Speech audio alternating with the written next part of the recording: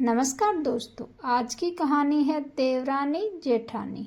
रोज रोज की लड़ाई से परेशान होकर देवर ने अपना घर छोड़ने का फैसला कर लिया, लेकिन अगले ही दिन जो सच सामने आया उसने देवरानी और जेठानी दोनों की जिंदगी बदल दी।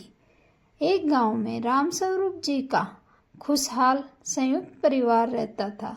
2 बेटे, 2 बहुएं, पोते पोतियां और बुजुर्ग माता पिता। देखने वालों को लगता था कि इससे अच्छा परिवार शायद ही कहीं होगा, लेकिन घर की 4 दीवारी के अंदर हर दिन एक नई बहस जन्म लेती थी। बड़ी बहू कमला और छोटी बहू राधा हर छोटी बात पर भिड़ जाती थी।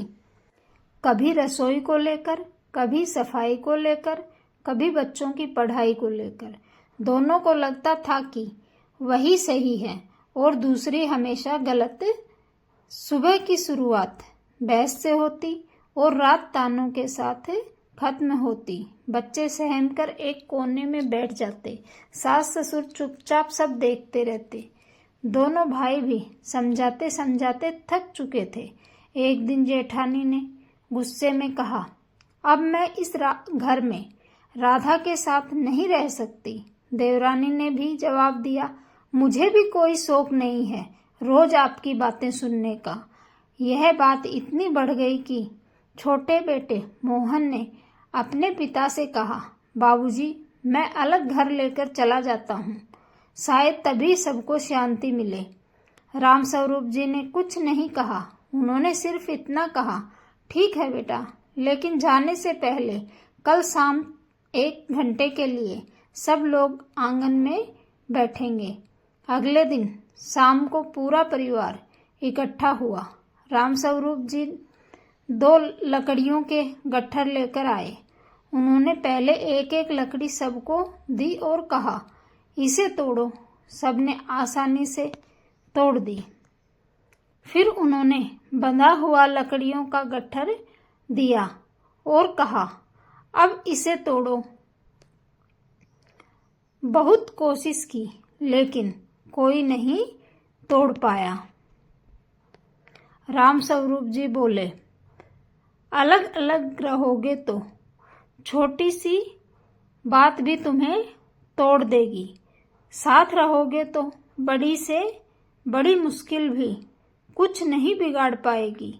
इतने में उनकी पोती मासूमियत से बोली, दादाजी, अगर चाचू अलग रहे तो क्या मैं अपने भाई के साथ रोज नहीं खेल पाऊंगी?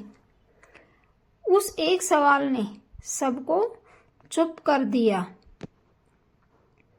कमला जी की आंखों में आंसू आ गए। उसने पहली बार सोचा कि उनके झगड़े की सबसे बड़ी कीमत बच्चे चुका रहे हैं। राधा भी रोते हुए बोली, दीदी, हम दोनों अपनी बात मनवाने में लगी रही, लेकिन यह नहीं देखा कि घर का चैन खत्म हो गया।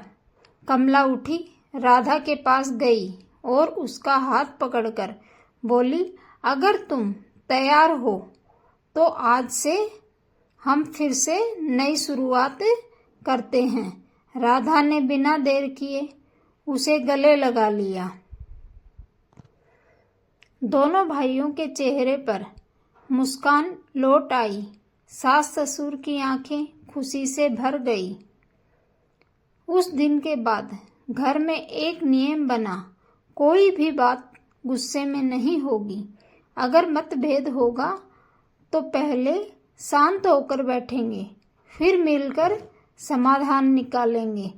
धीरे धीरे वही घर जो रोज झगड़ों की वजह से बदनाम था, पूरे गांव में प्रेम और एकता की मिसाल बन गया। धन्यवाद दोस्तों। कहानी अच्छी लगे तो चैनल को सब्सक्राइब करें।